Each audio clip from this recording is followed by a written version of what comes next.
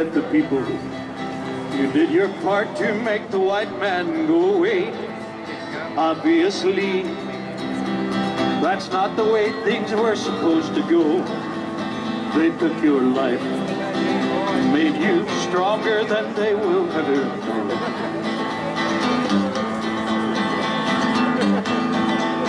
And there will be no surrender, perpetual defender. He's got something sacred going on from the land of the Lakota, Ohitikahota.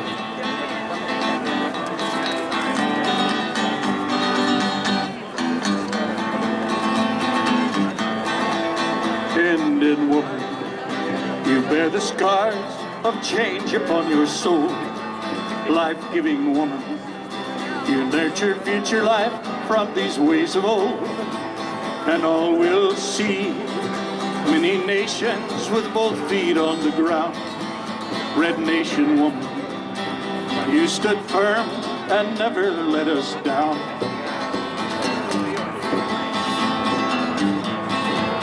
And there will be no surrender, perpetual defender. She's got something sacred going on from the land of the Red Nation and for all generation.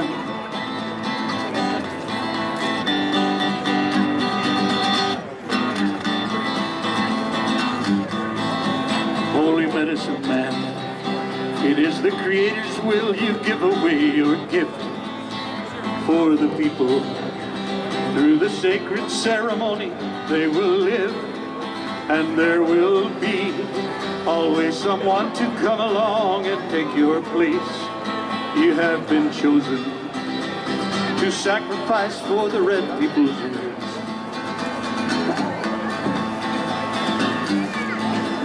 And there will be no surrender, perpetual defender. He's got something sacred going on from the land of the spirits. To know it, you must live it.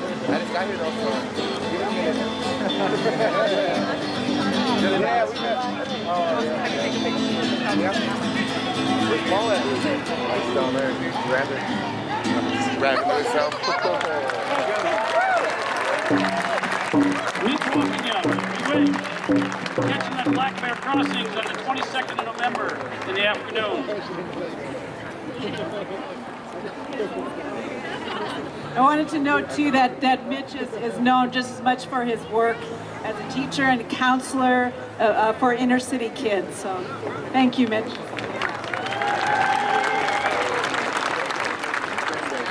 We are now joined by a very special guest who has traveled from upstate New York to be with us today. Ray Halbrighter is the nation representative of the United Nations. He is also publisher of Indian Country Today, and he launched the Change the Mascot campaign to widen the efforts to demand an end to racial epithets. He has been a national spokesman on this issue, and we are grateful to have him join us today. Please welcome Ray Halbrighter.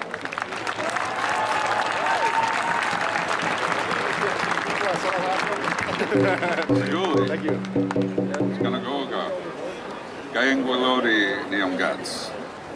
I bring you greetings of peace from the Oneida people. My name is Gayengwalodi, but I'm also known as Ray Halbrighter.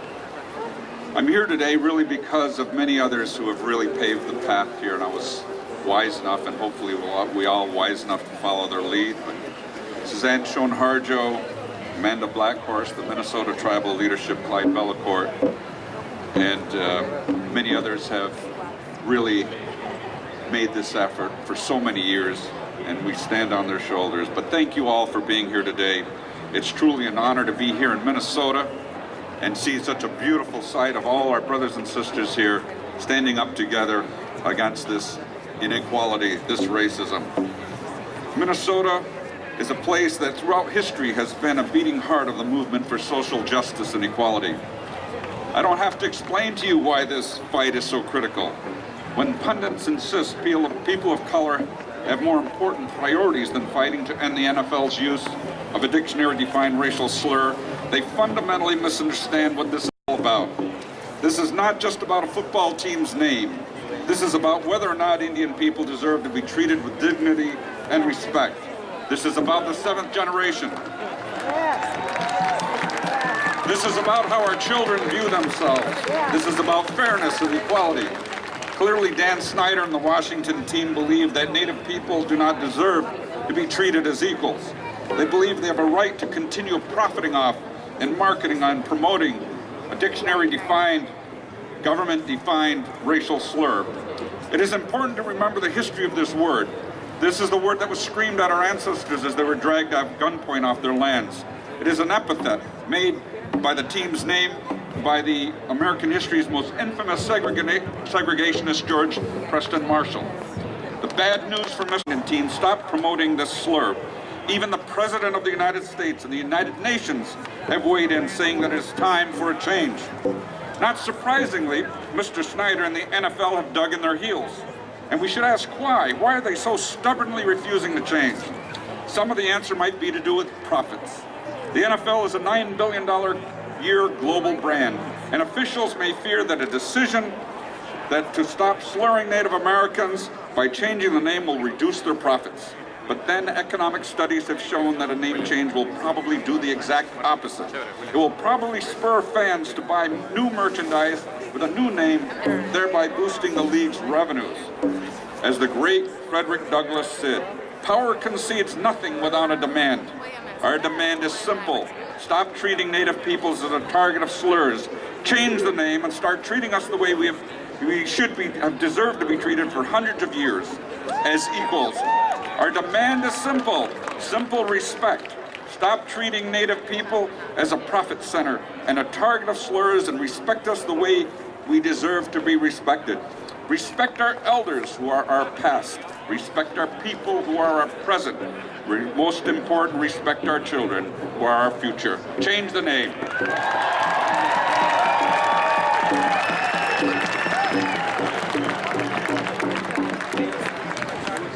The most compelling reason to demand an end to the R word is so that our children and future generations do not have to deal with the pain and misunderstanding which this word creates.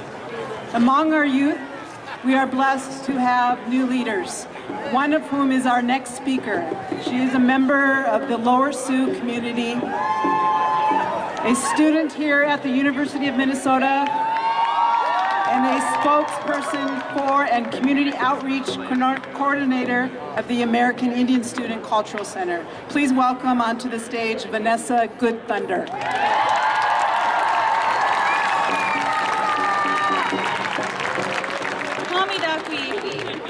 Tokaya, Dakota Iwae, Chinch, Demakoche King, Dakota Makoche, Nakun, Wooga Nicha, Ota Ikoyake. Ishto Washitu Iwaekte, Ihon, Wana. Ampetu Kinde, Tue Oas, Yahipi Kinwashte. Minnesota Waunspe Wakantia, Dechia, Waunya Wapi. Dead Unhipi Ichinch. Wichoye wa Redskins ki washte undaka pishni. Redskin he uncha pishni. Nakun tue wichoye ki he ki ha. Chante hechia su unyapi. Che. Nakun wichoye ki he unyaku pida undaku pida shni. Che. Wichashta unkipi shni chee. Dema koche ki wichoye ki tue wichoye ki he ki ha wokiksia shicha ote ikoyake.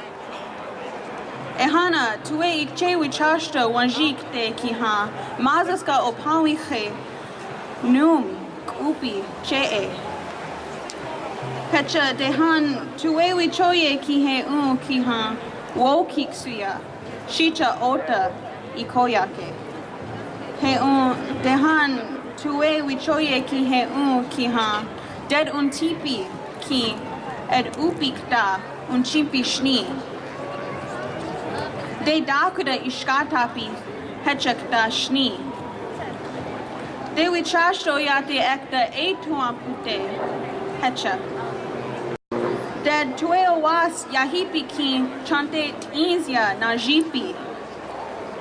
Daku hechatu ki sutaya na jipi. De wo ogachnicha hecha. Ahash wana teha ana ukhopta pishni. Ampetu kinde nakun tokadakia kiksuyapte. Ampetu iyohi wocheke yuhamani uyampi. Oyate kiwana anakhoptampi studyapi kta chimpi. Ihon wana iehantu wopida tanka chichapi. Hello, my relatives. First, I spoke in the Dakota language because it's the language of this land and it has so much meaning to it. And now I'm going to do my best to translate in English. I said, it's really good to see you all here today. You guys are so beautiful. We are students of the University of Minnesota Twin Cities, and the reason why we are here is to say we are not honored by the Washington football team's mascot name. We are not a Redskin. And it hurts our hearts just saying that word because it's degrading, it's dehumanizing, and it has a terrible history to this land. The word was used in bounty posters during the genocide of the Dakota people in the 1860s, marking our bodies up to $200. So every time we hear that word, it's a constant reminder of what happened here. And today the word is still being used to degrade us, which creates an unsafe and uncomfortable environment. Therefore, we want to say that for as long as the Washington football team and Dan Snyder continues to perpetuate this dehumanizing racial slur, they are not welcome here in our home. This land honors respect, and this land requires respect. Therefore, he is not welcome. And this is not just an athletic issue or just about the name. This is one aspect of the many we as Native people are fighting every single day. But how can we fight for the other issues when every single Sunday people are seeing this stereotypical, dehumanizing racial slur of us? We urge everyone here today, Chante Tinzia Najipi, stand up for what you believe in and have a brave heart. And not just today, but tomorrow and so forth. Every day is a prayer, and every day is a step further in educating people about who we are. People are listening and wanting to know. Wana iehantu. It's time. Wopira chichiapi. Thank you.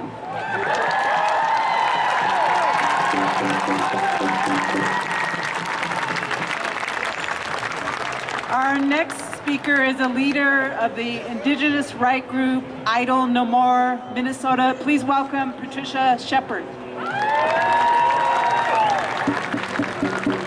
Bonjour. Yishko Koyandishnikas Wabsheshin in Dudan. Miguich Kakanage, go Gidizichigam, Minibi Madisuin, Minimushkausuin. Miguich, Ginawa, Oma. I want to say thank you all for being here. Thank you to all the nations who are represented here today from all over this country.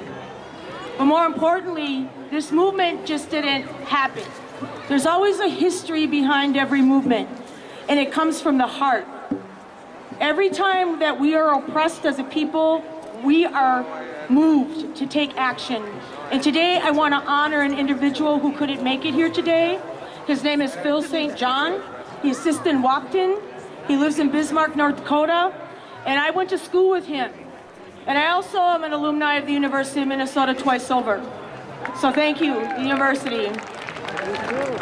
But I wanted to speak on behalf of Phil, and I shared this with him on the other night when I was on the phone with him, because back in the late 80s, when we were on the forefront of the Chippewa treaty rights struggle, Phil had his own heart and his own struggle going on here right in Minneapolis when he took his sons, Terry St. John and Justina St. John, to a game.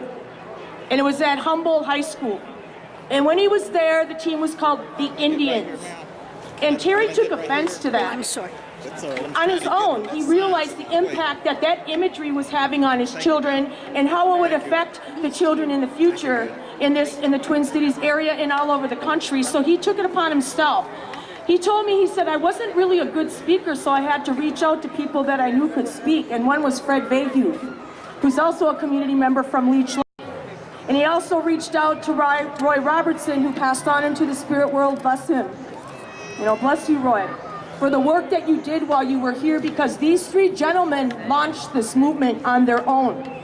Terry went to the city of Minneapolis and the Minneapolis School Board and talked to the Minneapolis School Board, expressing their concerns about the impact that Indian mascots were going to be having on our future generations and how it bothered him, how it was offensive to him. At that time, Terry, his son, his children, Phil, Fred, these three gentlemen on their own took on the Minneapolis School Board. And at that time, Harry Davis was the chairman of the Minneapolis School Board. And Harry Davis heard their plea and banned all Indian mascot usage of all public schools in the Minneapolis area. And these men, it's banned here in the cities. It's banned in the public school systems. But Phil, on his own, as an own individual who had a heart, who had a concern, didn't stop there. He formed an organization called CAPE, Concerned American Indian Parents, who came together as an organization. And one time Terry was telling me he was going down Highway 55, and he seen a big logo of Minnegasco. You know, CenterPoint Energy used to be called Minnegasco, for those of you who remember, and there was a big native logo. And Terry took it upon himself to call a meeting with the CEO. And he expressed to the CEO at that time, he said, man, I was overwhelmed. There was a big office, and you know, I was overwhelmed by the experience with this big CEO. And he said to him, I seen a billboard coming in, and I wanted to express my concern to you about that. And the gentleman heard him at Minnegasco, CenterPoint Energy. He heard him out, and he said, I'm offended by it. I'm Native American. I'm Siston-Wapton. You know, I've been raised by my grandmothers, my mother. I know my language. I know my culture. I know who I am as a human being, and I take offense to that. He said, do you, sir? And he said, yes. And he got on the phone, and he called me and said, I want that billboard removed right now. That's what CenterPoint Energy did for Phil St. John that day. It was those little battles that, you know, had started here. And at that time, when Phil reached out to the local leadership, we were on some other issues. We were on, you know, the spearfishing issue, the treaty rights issue, and he and these two gentlemen took this issue on. And at that time, you know, it wasn't popular. People weren't hearing it. People weren't listening to it. But I just want to thank everyone here today, and especially Phil St. John, for his courage at that time in his life to step it up to the plate on the behalf of our people and honoring us. And what a day to celebrate. Say no to mascots. We are not your mascots. We are not your mascots. Change the name. Idle no more.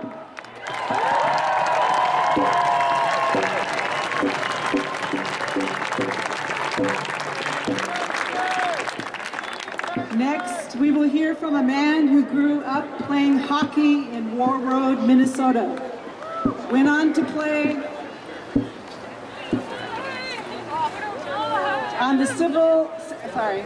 silver medal winning 1972 U.S. Olympic hockey team and played in the NHL, including the Minnesota North Stars.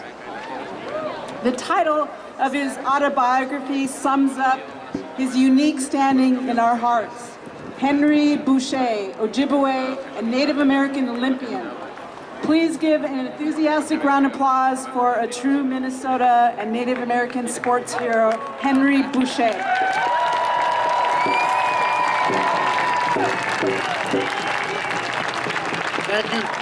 Thank you very much. I'm Henry Boucher. I'm from Warroad, Minnesota. I'm enrolled in Ontario, Northwest Angle Band 37.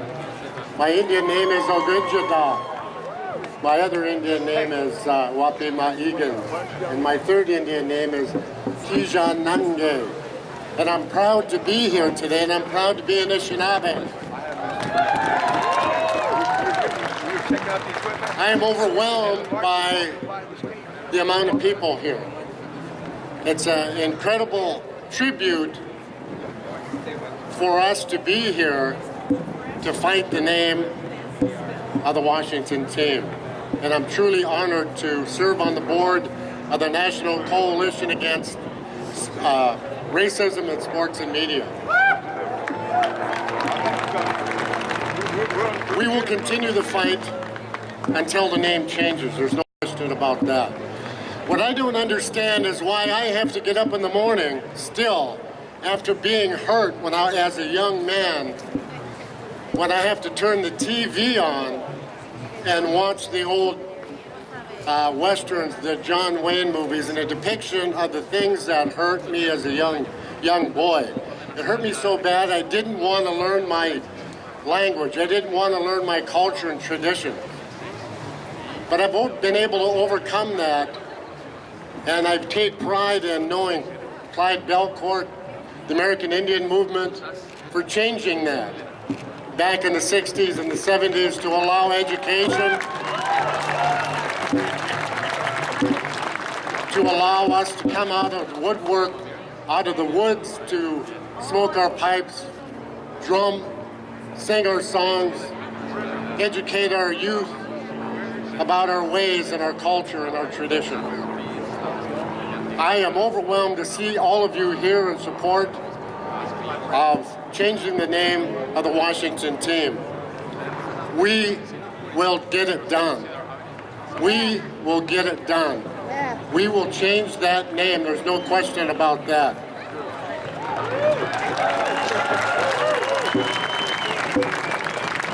So blessings to you all, and thank you so much for being here. It's an honor for me to be among my people and those who are in that fight against racism and discrimination.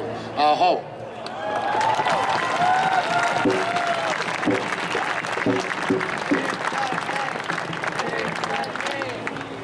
Next, environmentalist, writer, human rights activist, former vice presidential candidate, executive director of Honor the Earth, Woman of the Year named by Miss Magazine, food sovereignty advocate. Our next speaker is all of those things and much more. It's my distinct honor to introduce to you Winona LaDuke.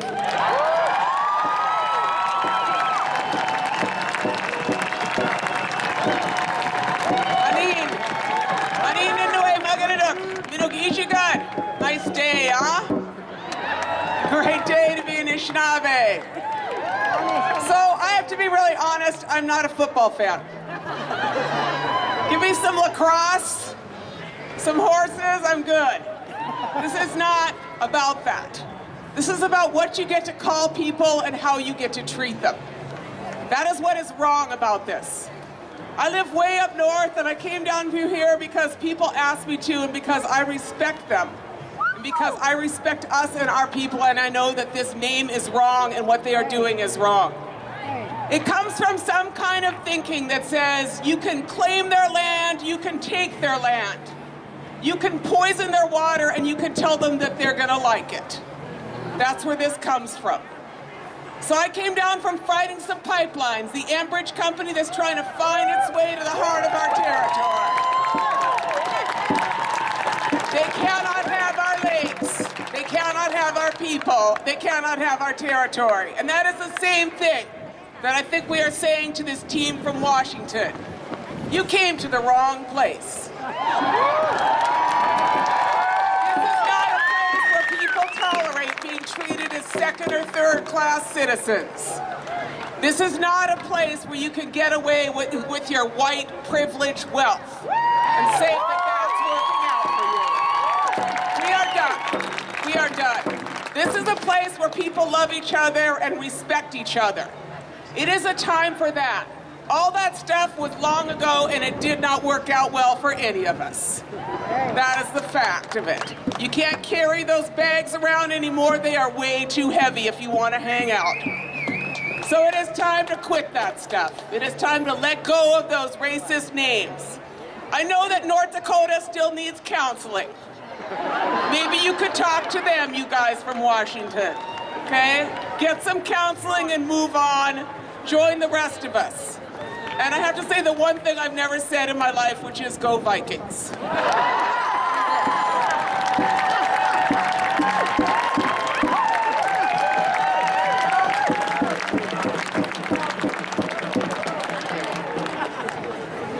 And next, I have the pleasure pleasure of introducing my cousin, who has always been the quiet brother, I think, but the very thoughtful. And he helped me when I was probably like 9 years old, and the first time I braided my hair and put on a red shirt and a vest and went to my first powwow. He and his brothers helped me to be proud of who I am. So representing the struggle for the rights and recognition of all Indigenous peoples around the world, Bill Means, founder of the International Treaty Council, brings us his message.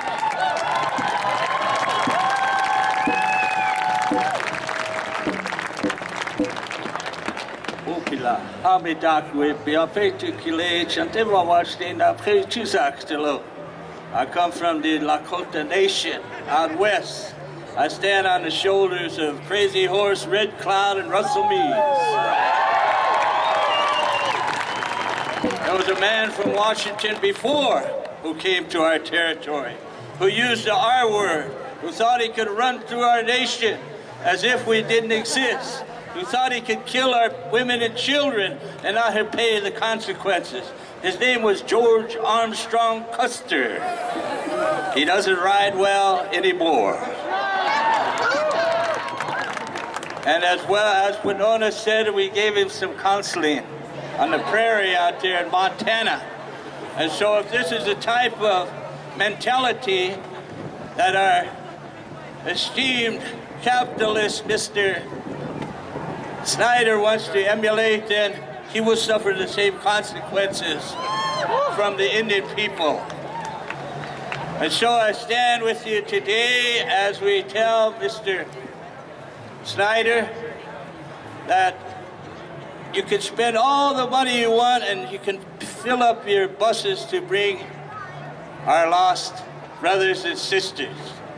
You can bring those who would stand and ride the bus to cheer the Redskins, but you cannot buy our identity. You cannot buy who we are, and you cannot buy our history. Change the name! Change the name! Change the name!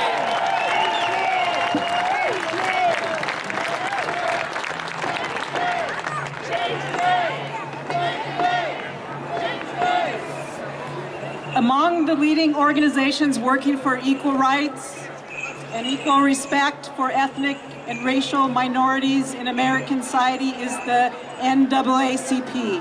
We are glad to have Spike Moss, NAACP Minneapolis Community Action Chair, here with us to share a few words.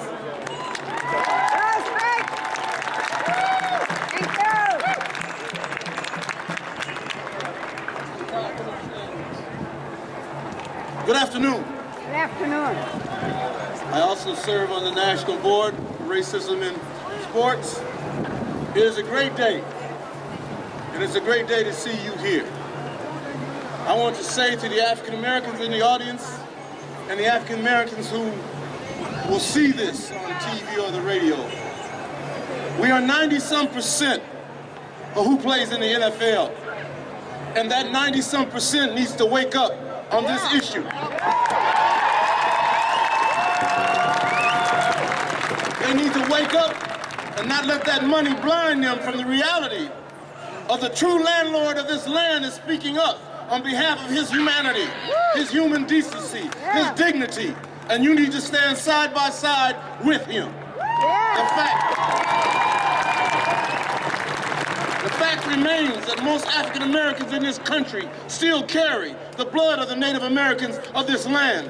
The fact remains that long before the Underground Railroad was moving around, blacks who ran away ran to Indian villages, Indian nations, Indian tribes.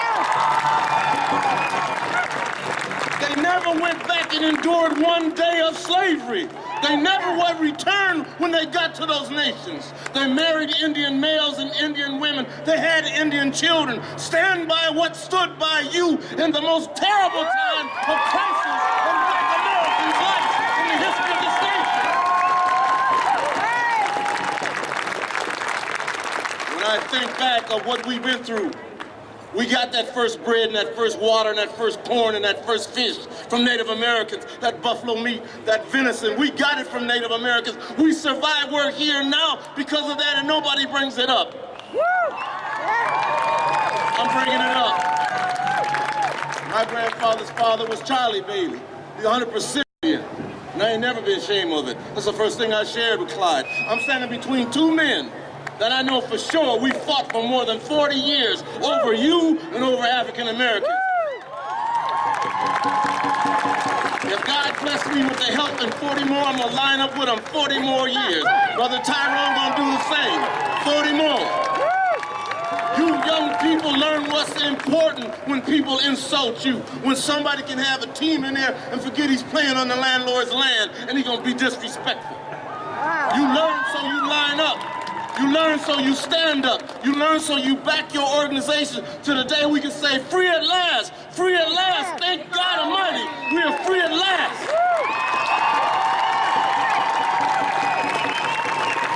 If Martin Luther King was standing here, he would say, injustice anywhere is injustice everywhere. And if it happens to you, it happens to me. And we're saying change that name, and we're saying much more about all racism in sports. And we're saying stand strong, because when people take your humanity, then who are you? And what is left of a great history, a great culture, great leaders, great heroes, great chiefs, great medicine men, and you know you can still feel that drum in your heart every time you hear that beat. Change that name. Change that name. Change that name. Change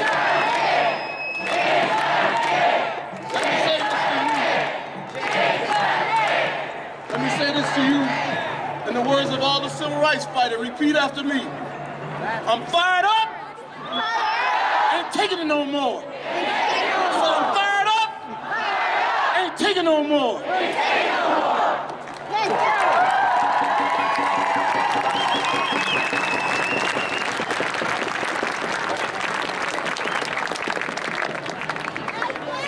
In addition to Mayor Hodges and the City of Minneapolis, we are glad to have the support of other local governments in Minnesota.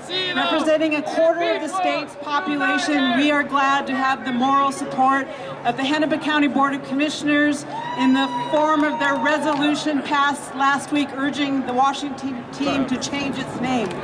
The sponsor of that resolution joins us. Please give a warm welcome to Commissioner Peter McLaughlin.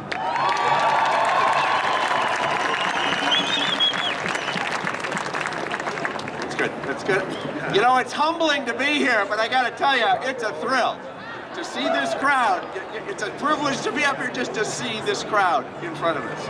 You know, 50 years ago,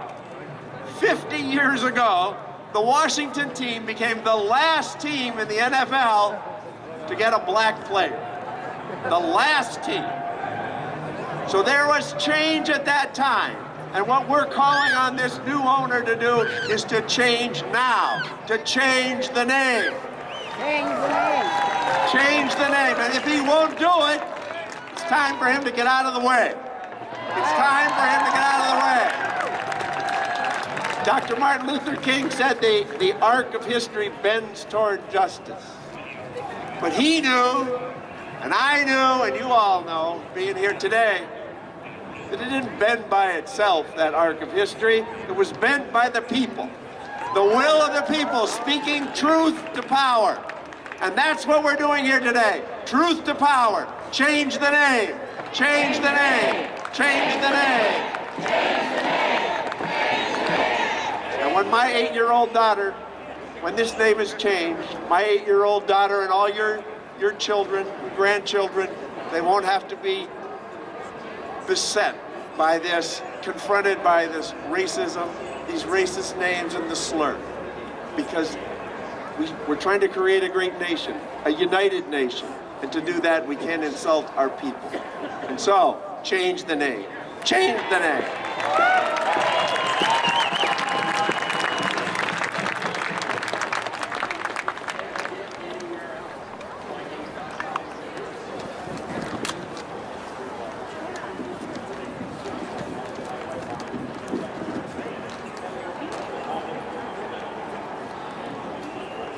Our next speaker probably has more knowledgeable perspective on the meaning, use, and impact of racial mascots in the NFL than anyone else in America.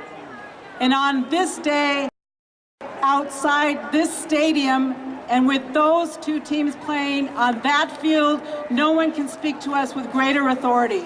He was the first-round draft pick by the Minnesota Vikings.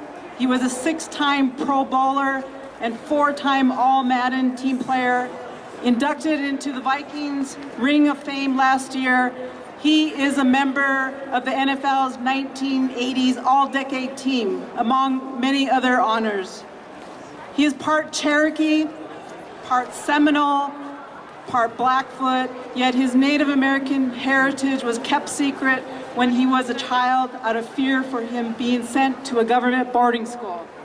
Please give your full attention and enthusiastic welcome to the former number 47 with the Minnesota Vikings, Mr. Joey Browner. Joey Brown is coming to the stage. Here he is, Joey Brown. I'm not a mascot and an idol no more. All right. It's a pleasure being here. I'm here on behalf of my ancestors. I'm able to say that I'm indigenous. All you young people, put your hands up and say we're indigenous. This is our land. We're not mascots. We're not something that you're out here paying dollars for. It's $1 billion that they make every year off of a name that needs to be taken away. Our children, I'm looking at all the beautiful children here. This is for you. The times that I was not able to say that I was indigenous, I'm standing here for you. All you elders out there, I want to give you a big hug, let you know that we're fighting for you also. This has been a long time coming for you. You stand up, show your smiles. Everybody hug those elders out there, because without you, we wouldn't be standing here before you. Before you. This is your land. Everything that is marketable here, the stage, everything that is here, even the sky above, even the sun. It's ours, we're stewards, but grandmothers and grandfathers, we're here for you. As a former player, I feel really sad right now because this industry that we're in is predominantly 90% of us are of color, but yet and still, this is still standing in front of us. And our children, right now, with this word right now, is bullying. It really is, it's bullying. And there's a law against bullying right now, is it not? So we're saying that this is a bullying tactic. We want it taken away, we want it eliminated, and it's for our children, children's children. Because this is all these young faces up here, you don't even know who I am. But I'm electronically, you can go on the games. I'm on there. I'm on there. So there you go on the games. I'm the legend on there. And I'm electronic, so you reach out and touch me, you know what I mean? But I'll get back with you, okay? But we are all here, and as part of this, as a continuing effort, we're going to start educating our institutionalization that we have out here. We're going to start putting our language, our culture, and basically our history. Our history needs to be taught to our children. It needs to be taught in the university taught us. This university here, we need to have curriculum there that you can get a PhD in what you know about us. Right now, the ignorance is there. We have to change that ignorance. And the only way we can change it is by changing the way we treat ourselves. Human beings being human to others. Our children follow what we do. We do. And by these images and everything being said over the speakers here at a university that teaches us about not being that way, with all the tribes along on the walls here, it is still being, to this day, being broadcast globally. This hatred. This hatred. So you young people, raise your hands up. This is Indigenous Month, right? This is the second day of it. And we're very proud to be Indigenous people today. Change the name.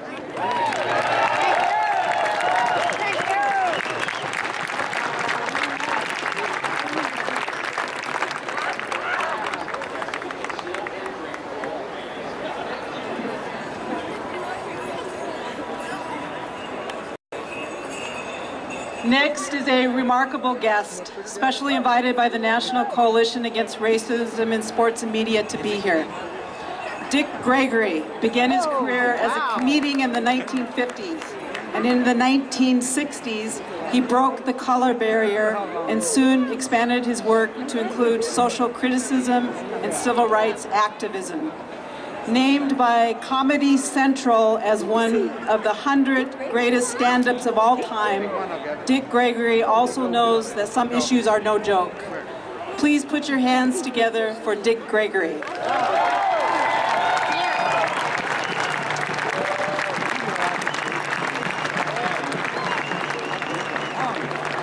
Let me first say thanks to the Universal Doctrine that I'm here talking to folks who know you universal. I came back in town yesterday and I was at the airport and a white guy walked up to me and said, I heard you was going to be here. Why are you here? You're not Indian. I said, yes, I am. He said, what tribe? I took off my shoe and said, Blackfoot.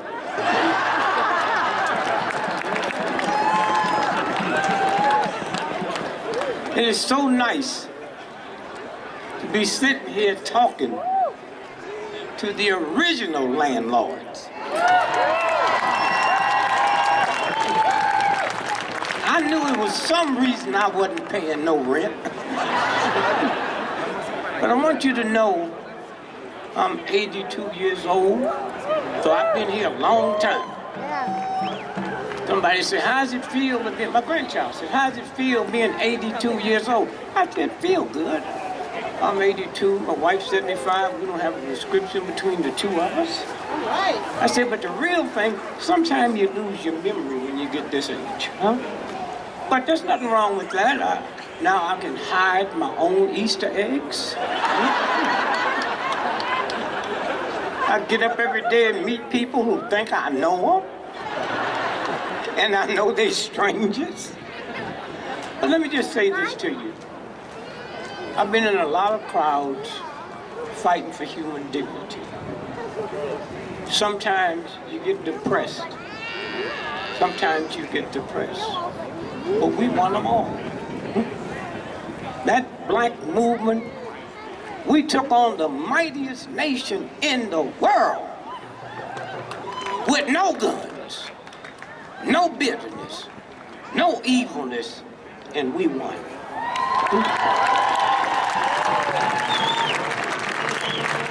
And let me say to that little pimp punk, Sniper,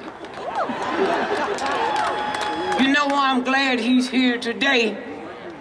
Because if he go back and spend some of that thug money and get him a researcher and say, pick today's date and how many times have the weather been like this?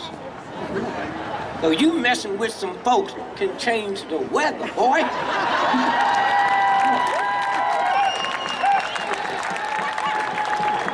And you talking about you not gonna change your name?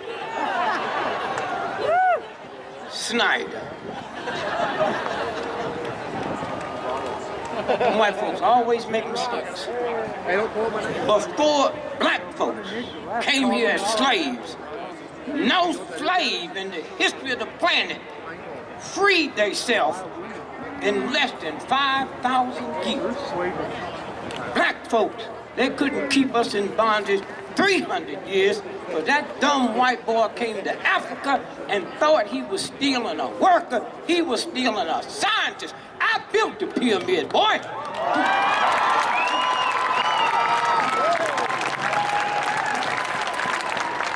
And I say to you, I guess I didn't know it was something special about me till I realized I live in Plymouth, Massachusetts right now. That's where it started, and I think they might be coming back. I'll be waiting for them this time. My birthday is October the 12th. Columbus Day. And I want Columbus' ancestors to understand he didn't discover America, that punk got lost.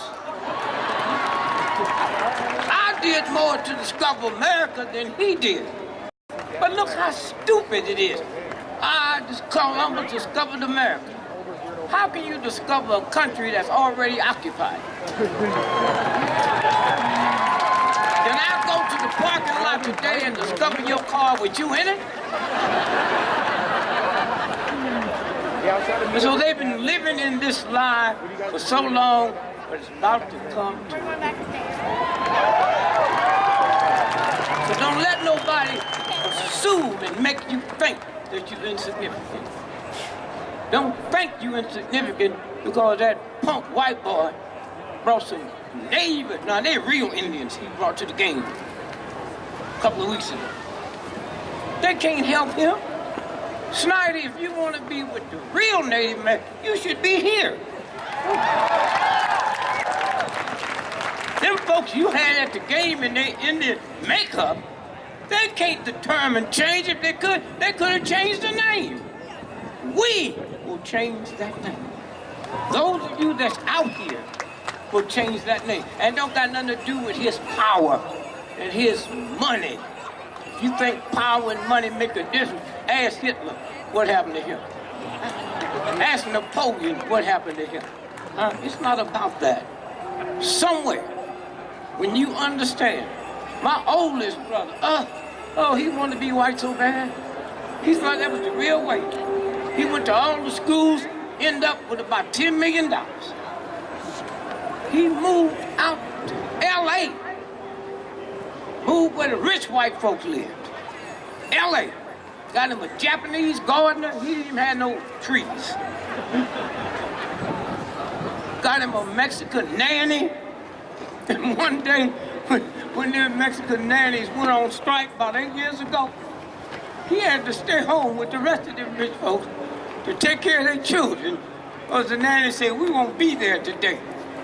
And that helped my brother, because until he stayed home with his children, that's the first time he realized they didn't speak English.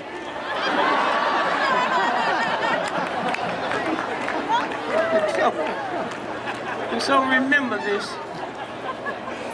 I had a name that somebody else gave me that I didn't like. Influence. My black mama brought all 6 of us our toys, and her mind had been so messed up, she told me a white boy brought it to me. So don't try to misunderstand what they do to you. Told me a white boy brought it to me. Then once I got some sense and realized, ain't no white man coming in the ghetto after midnight. And when he gets there, he too fat to get through the chimney. And don't get no soot on him. Please, I say to you, change my name. They name me nigger, then they call me boy. Change my name. My name is changed. It's not nigger, it's not boy, it's Mr. Gregory. Mr. Gregory. I have 10 children, and one of my girls, I named her Miss Gregory. And say, why'd you name her Miss? Because it'd be one black woman on this planet that all white folks will have to call Miss Gregory, because that's her name.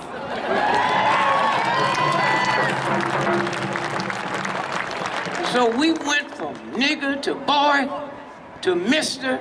President.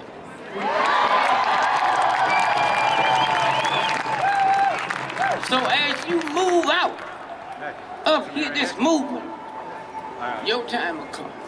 It's here. One day it will be Mr. or Mrs. And you have to tell what tribe you're from. You be there. The door's already open.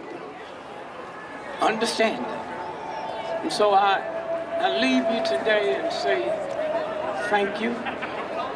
I saw something happening that I'd been missing. And Marlon Brando called me one day in the 60s and said, I need to get out to the reservation in Tacoma, Washington. I'm supposed to be there. He said, but I'll be coming late. Would you go? And I went, and my life changed. They put me in jail 9 months, 9 times consecutively. I said, is that all y'all can do? You ain't got no more power than that. This white boy have no power. The power comes from out there. Huh? Huh? The sun represents light and the moon represents dark. Snyder and them chumps, they darkness. The CIA, the FBI, the mighty army is darkness. Dark have never won out over light. And the only reason the CIA and the FBI and them thugs can carry the power they have is called light. Start getting scared of darkness. I beg you, never get scared of darkness. So somewhere, when you understand who you are and why we are here, and I just say thank God for you and all the followers and all the people that understand what's going to happen. Snyder, he's here today. Count and see how many bodyguards he bring with him. Then count us and see how many bodyguards we bring with him. Right don't need to be guarded by darkness. I love you. God bless you. Peace be with you. And it's Dick Gregory. Dick Gregory came to the stage and gave a message to the Native Americans here in Minneapolis, Minnesota, November 2nd, 2014. Earlier, we heard from the Ho-Chunk Nation's president. Now we'd like to hear from two other of our friends from the Oneida Nation of Wisconsin. Ernie Stevens Jr. is the chairman of the National Indian Gaming Association and has been a major national voice against the stereotyping of Native Americans. His son, Brandon Stevens, is a tribal council member of the Oneida Tribe of Indians of Wisconsin. Let's give them another warm Minnesota reception.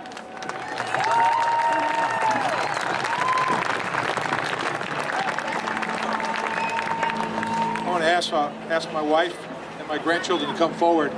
I'm going to be brief. I want to yield to the tribal councilman, but I want to say that my wife, she has a Purple Heart that belonged to her late father who fought World War II. Every one of our family members, including my great-grandfather, fought in the Civil War. And the Oneidas, they fought on behalf of the colonies and saved George Washington at Valley Forge, or might have a different history to look at. All of our Indian people have fought on behalf of this country, just like we do today. I grew up in this movement, and that's what gives me this special energy as we stand here today, because this is what we stand for. But I'm not going to punch nobody. It comes from my heart. We're going to stand strong, whether going back to Alcatraz, Trail of Broken Treaties, Custer, all those battles my family grew up in. We stood with all these guys, and we remember people like Vernon Belcourt that fought with us. So as I stand with that energy today, our energy stands strong, but I want to yield to family. Today is about family, because that's what we're protecting. So at this time, I want to ask my family to come forward. I want to call on Brandon Yellowbird Stevens. He's an elected tribal official from the Oneida Nation of Wisconsin. And both my son and I are fresh off of our trip last week to Atlanta, Georgia for the National Congress of American Indians, the oldest and largest national organization in Indian history, and they have a strong voice for us in setting the table for this week. So everybody in Indian country stood strong with us last week and sent a message of energy to all of us here. So I have that message from you, from Mr. Brandon Stevens.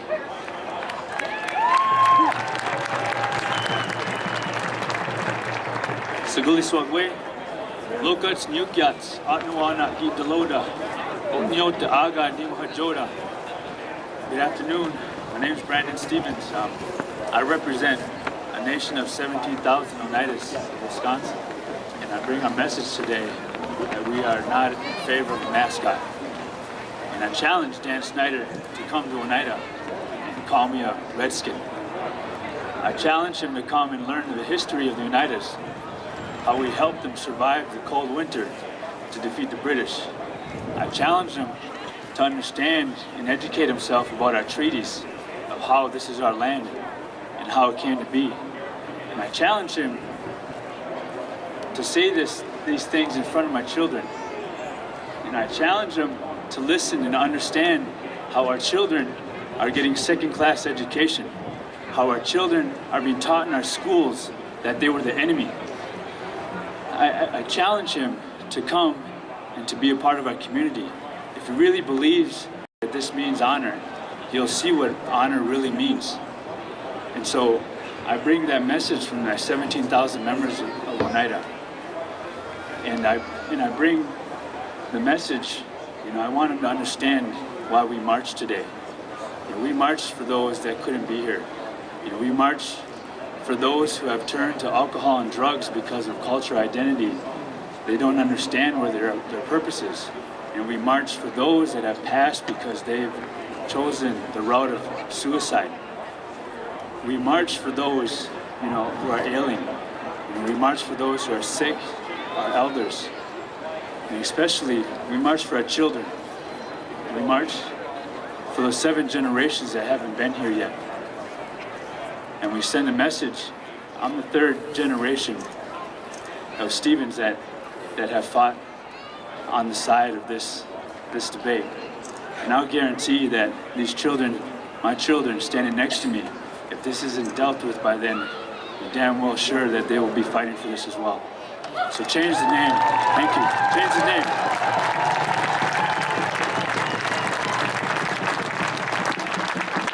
For those of you who see my grandchildren walk away, for those few people, especially those our Native brothers and sisters who say there are more important issues, there's no more important issues than their self-esteem. There's no more important issues than their health and well-being. That's what we fight for.